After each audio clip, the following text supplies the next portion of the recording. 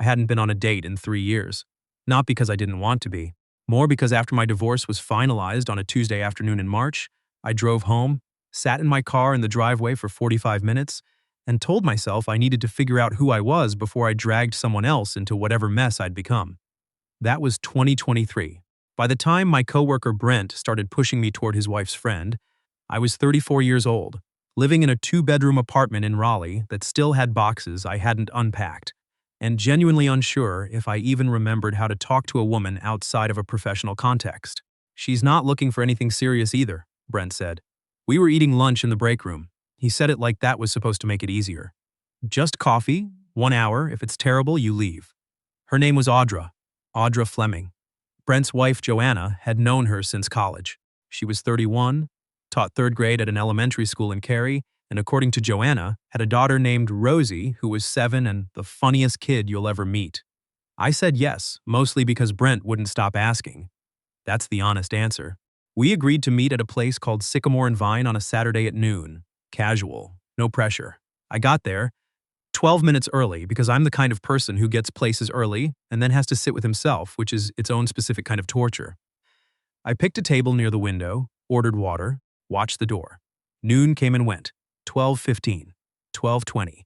I checked my phone twice. No messages. I told myself I'd give it until 12:30 and then go home, and I'd feel relieved, and that would be a sign that I hadn't actually wanted this anyway. At 12:27, the door opened. She was wearing a yellow dress and carrying a tote bag that had a cartoon frog on it, and she was walking fast, scanning the room with this look on her face like she was bracing for impact. When her eyes landed on me, something in her expression shifted. Not relaxed exactly. More like decided. She walked straight to my table. "You must be the guy who works with Brent," she said, pulling out the chair across from me. She sat down before I could stand up. "I'm Audra. I'm sorry, Rosie couldn't find her left shoe, and then when she found it, it was wet somehow, and I still don't know why it was wet." I stared at her for a second. "Is she okay?" Audra looked up from pulling off her cardigan. "The shoe? Your daughter." Something in her face changed. It was small, just the corners of her mouth, a softening around her eyes. "She's fine. She's with my mom." She folded the cardigan over the back of her chair and looked at me. "You have kind eyes. I wasn't expecting that." I didn't know what to say to that. "Thank you," she laughed. It was a real laugh, not a polite one. "Sorry. I say things out loud when I'm nervous. It's a problem." "No," I said, "I like it." And I meant it. Already, after 45 seconds, I should back up. "My name is Grayson Park. Yes, Park is my last name. My father is Korean American, my mother is from Ohio, and I spent most of my childhood explaining to people that, yes, that's actually my name, and no, I'm not joking. I'm a structural engineer. I work for a mid-size firm that does commercial projects mostly. Office buildings, a hospital expansion, a parking deck I'm unreasonably proud of. My marriage to my ex-wife, Vanessa, lasted 4 years. We met in grad school, got married because it felt like the next logical step, and slowly realized we'd confused compatibility with chemistry and built a life on the wrong foundation. We didn't fight much. We didn't do much of anything, toward the end. It was the quietest unraveling you could imagine. When we signed the papers, she cried. I held it together in the lawyer's office and fell apart in my car, the way I mentioned. We're not in contact. I don't wish her anything bad. I just think we're two decent people who made a mistake together, and I hope she's okay, wherever she is now. After the divorce, I threw myself into work. Ran a half marathon because someone at the office was doing it, and I needed a reason to leave my apartment. Read more books than I'd read in years. Called my parents more. Built a slightly sad but functional life. I was fine. I kept telling people I was fine, and the strange thing is that by the time I met Audra, I think I actually meant it. Back to Sycamore and Vine. We ordered. She got a sandwich and an iced tea. I got the same thing, mostly because when she said it, I realized I hadn't actually looked at the menu. We talked for a little while about Brent, who apparently told Joanna I was one of the good ones, which Audra said she'd learned to interpret as not actively terrible. Low bar, I said. You'd be surprised how often people don't clear it, she said. She taught third grade, like Brent had told me, had been doing it for 6 years. Loved it in the way that people love genuinely hard things, not pretending it was easy, not romanticizing it, just committed to it in a way that was obvious from how she talked about her students. There's this one kid, she said, Tobias. He is 8 years old, and he has the energy of a golden retriever and the negotiating skills of a corporate attorney. He spent 20 minutes last week arguing that he'd technically completed his reading assignment because he'd read the title of the book. I laughed. Did he have a point? A narrow one, which I absolutely did not tell him. She paused. I did give him a participation point for creative interpretation. That's going to be on his college application someday. I'm counting on it. We kept talking. I lost track of what time it was, which hadn't happened to me in a long time. She asked about my work, and I told her about structural engineering in a way I usually don't bother. I normally give the short, deflecting version because I assume people's eyes will glaze over. But she actually asked follow-up questions. Specific ones. At one point, she said, "So it's basically like solving a physics puzzle, but if you get it wrong, the building falls on people," and I said that was perhaps the most accurate description of my job I'd ever heard. We were about 90 minutes in when she looked at her phone and said, oh no. What? My mom texted 40 minutes ago. I didn't see it. She was already pulling on her cardigan. Rosie's asking when I'm coming home. Of course, I said. Go. I'm sorry.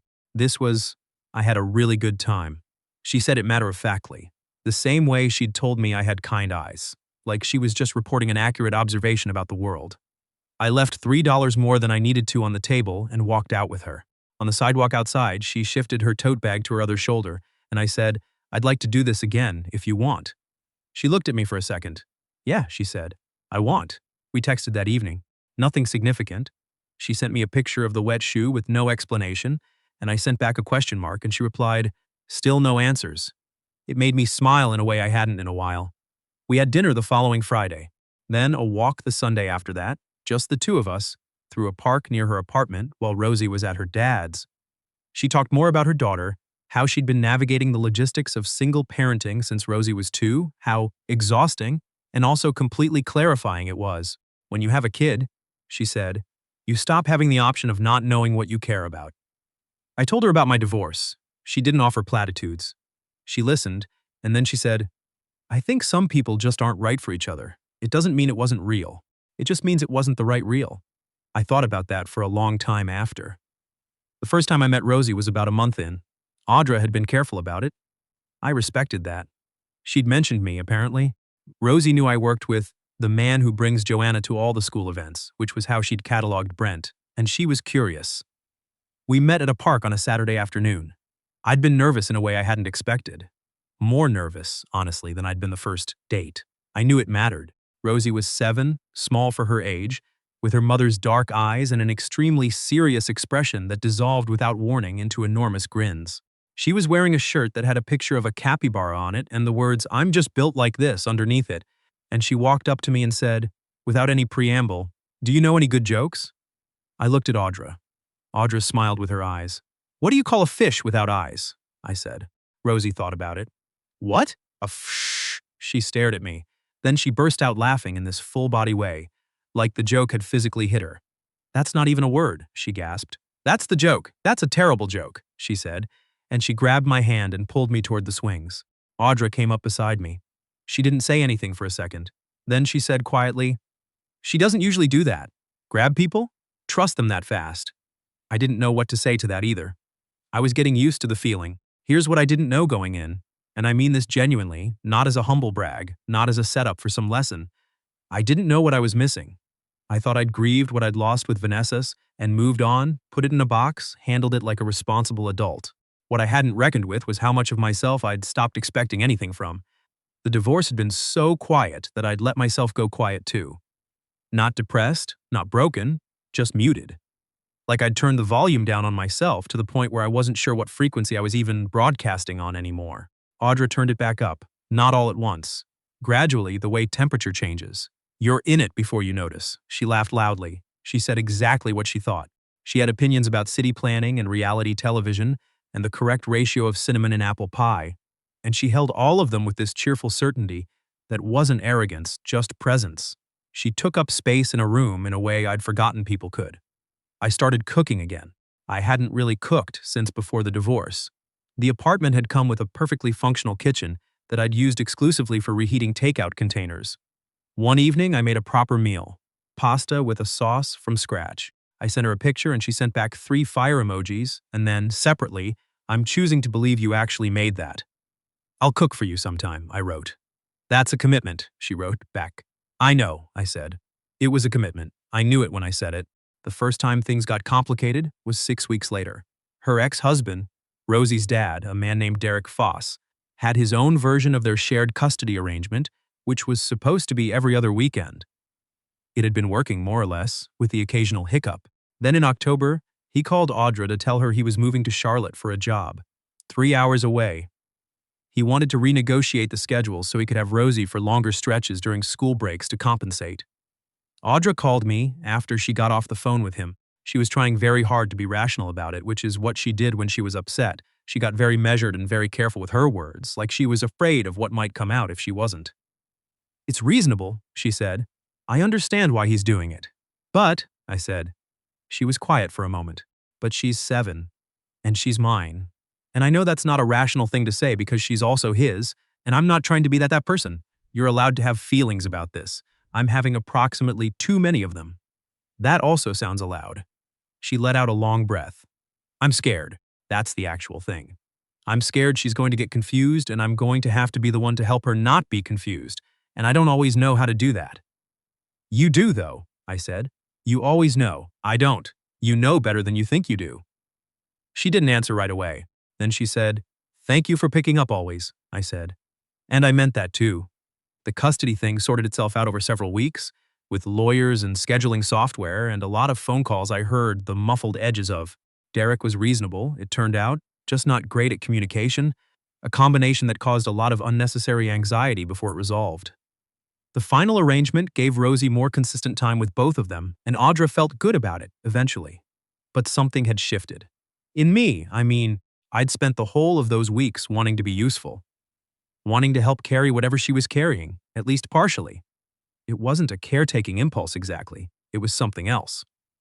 Something that felt more like wanting to be part of the architecture of her life, which is a very specific thing for a structural engineer to feel, and I'm aware of how that sounds. In November, she met my parents.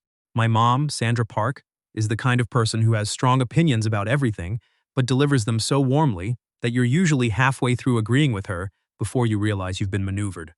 My dad, James Park, is quieter. He shakes hands firmly and asks follow-up questions and waits to form opinions until he's had time to think. They'd met Vanessa several times and liked her well enough. After the divorce, my mom had said, very carefully, "I just want you to be chosen by someone, Grayson, not just chosen for." I hadn't fully understood what she meant at the time. I thought I did, but I didn't. We drove up to Durham for a Sunday lunch. Audra brought a pie. She'd made it herself, apple, with the disputed cinnamon ratio, and when she handed it to my mother, she said, "I know it's not traditional to bring pie to lunch, but dessert first is an underrated philosophy." My mother looked at her. Then she laughed, the real one she reserves for things that actually catch her off guard. "I've been saying this for 30 years, she said, and took the pie like it was the most natural thing in the world. My father shook Audra's hand and said, "Brent tells James you're good people." Audra said, "I try to be." He nodded. That was enough for him. Rosie had stayed with a friend that day. The gathering felt like enough variables without also introducing a 7-year-old into a first meeting with grandparents who weren't grandparents. But Audra talked about her, and my parents asked questions, and by the end of lunch, my mother had already started asking when she'd get to meet her. On the drive home, Audra was quiet for a while. "What?" I said. "Your mom is a lot," she said. "I know. I'm sorry. I meant it as a compliment." She looked out the window. "She loves you in this big, uncontained way. You can just feel it in every sentence she says. Even the ones that aren't about you." She paused. "My mom's like that too. I think I forgot for a little while that was a normal thing for people to have." "Your ex?" I asked, carefully. "His family was very tidy," she said. "Everything very correct. Very contained." She shook her head. "It's not a criticism. Just a different way of being different from this." "Yeah, different from this." She glanced over at me. "I think I like this better." I kept my eyes on the road. "Yeah," I said. "Me too." Here is the thing about building a life with someone. It doesn't happen in the moments you expect it to. It happens in the margins. The Tuesday night, she called me because she'd locked herself out of her apartment, and Rosie was already asleep inside, and the locksmith was 40 minutes out. And I drove over at 9:30 just to sit with her on the steps because she didn't want to be alone in the dark. The Sunday, she texted a picture of a recipe she'd been thinking about for weeks and said, "Would you eat this?" And I said, "I'd eat anything you made." And she said, "That's the correct answer." The afternoon, Rosie, without any warning, asked me if I knew how to braid hair. I said I didn't. She considered this gravely. "You should learn," she said. Okay, I said. I can teach you, she offered. I would appreciate that. We sat on Audra's living room floor for 45 minutes. Rosie was a patient teacher. I was a terrible student. By the end, I had produced something that was technically a braid in the same way that a 4-year-old's drawing is technically a portrait. But Rosie said it wasn't bad, which felt enormous. Audra stood in the kitchen doorway watching. I didn't notice her right away. When I looked up, she had this expression on her face that I can only describe as careful, like she was holding something she didn't want to drop. Later, after Rosie was in bed, she said, "You didn't have to do that." "I wanted to," I said. She asked. She asks a lot of people for things. Not everyone says yes. I didn't answer right away. Then I said, "I want to say yes to her things." Audra looked at me for a long moment. "Grayson, yeah, don't say things you don't mean." "I know, because she's 7, and she's going to remember." "I know," I said again. "I mean it." She held my gaze for another second. Then she nodded, once, like she'd reached a decision. "Okay," she said. That was December. In February, we had the first fight that felt real. Not a misunderstanding, not a miscommunication, an actual disagreement about something that mattered. She'd been offered a position at a school in a district that paid significantly better, about 40 minutes from where she lived. More resources, better support, a team she'd heard good things about. She was thinking about taking it. The problem was logistics. 40 minutes is 40 minutes with no traffic, which in the Raleigh-Cary area is a charming fiction. It would mean rethinking her mornings, Rosie's school drop-off, the fragile scheduling ecosystem she'd spent years calibrating. I said, carefully, "Is the money worth the disruption?" She looked at me. "It's not just the money." "I know. I meant, is the totality of it worth the disruption?" "That's what I'm trying to figure out." "Right. It seems like you already know the answer." She got quiet. "Why do you say that?" "Because you've been talking about this school for 3 weeks in a way that sounds like you're asking permission, not actually undecided." The room got still. "I'm not asking your permission," she said. "I know. I didn't mean it like that." "Then what did you mean?" I tried to find the right words. "I meant you want to take it, and I think you're waiting for someone to tell you it's okay to want something for yourself." She stared at me. She stopped. "Too much," I said. "Possibly accurate," she said, very quietly. We sat with it for a while. She took the job. The mornings were hard for about 2 months and then leveled out. The team was everything she'd hoped. She called me on a Friday in April and said, "I think I made the right call." And I said, "You usually do." And she said, "Don't get smug." And I said, "I'm just stating the record." Rosie had a spring concert at her school in May. I went. I sat with Audra's mother, who was warm and sharp, and looked at me twice with an expression I couldn't quite read, and then said, "She seems lighter this year." She said it like a fact, not a question. "She works hard," I said. "That's not what I meant," she said. We watched Rosie's class perform 3 songs about weather systems. Rosie was in the front row. She spotted me in the crowd during the second song, and her eyes went wide, and she gave me the smallest possible wave, the kind designed not to be caught by teachers, and I gave one back. On the drive home, Audra said, she told her whole class her mom's friend Grayson was coming. "Oh," I said, "she's been talking about it for a week." I looked at the road. I don't know what to do with that." "Neither do I," Audra said, "but I think it's a good problem to have." It was a Saturday in June, a year, roughly, from when we'd first had lunch at Sycamore and Vine, when I finally said what I'd been turning over for months. We were at my apartment. Rosie was in the other room watching a nature documentary about octopuses that she'd declared the most important thing I've ever seen. And Audra and I were in the kitchen, and it was completely ordinary. Just the two of us, doing nothing in particular, in the kind of quiet that isn't empty, the kind that's full. I said, "I think I was wrong about something." She looked up from her phone. "What?" "After my divorce. I thought I needed to figure out who I was before I let anyone else in." I paused. I think what actually happened is I figured it out because I let you in." She was quiet for a moment. "That's a very sweet thing to say," she said. "I mean it. I know you do." She set her phone down. "I spent a long time not trusting my own instincts, after Derek, after trying to hold something together that just wasn't working. I decided I was bad at knowing what was good for me. And now?" She looked at me. "I think I was just bad at it with the wrong person." From the other room, Rosie shouted, "They have 3 hearts, Grayson. Did you know they have 3 hearts?" "I didn't know that," I called back. "Come look." Audra laughed. I started to stand up. She caught my hand. "Hey," she said. "Hey," I said. "I'm glad it was you," she said. "The guy Brent worked with. I'm glad it was you." I thought about the first day. The wet shoe with no explanation. Her walking in at 12:27 in a yellow dress, already scanning for me, already bracing herself to be disappointed and choosing to show up anyway, the way she'd looked at me and said, without thinking, that I had kind eyes. "Me too," I said. Rosie shouted again.